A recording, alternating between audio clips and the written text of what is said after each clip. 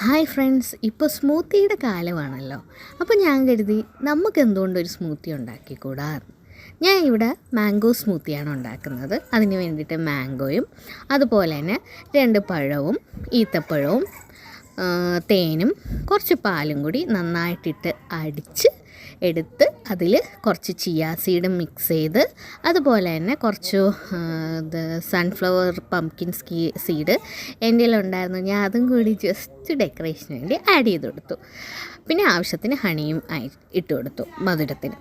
അപ്പോൾ ഞാൻ പറഞ്ഞു വരുന്നത്, ഈ സ്മൂത്തീസ് എന്ന് പറയുന്നത് ആക്ച്വലി നമ്മുടെ ഒരു ആഹാരമല്ല, നമ്മളുടെ ക്ലൈമറ്റിനോ നമ്മുടെ കൾച്ചറിനോ ഒന്നും പറ്റിയൊരു ഫുഡല്ല. പക്ഷേ ഇപ്പോൾ എല്ലാവരും ഹെൽത്തി ഫുഡിന് പുറകിലായതുകൊണ്ട് തന്നെ സ്മൂത്തി ഒരു നല്ലൊരു ഓപ്ഷനാണ്.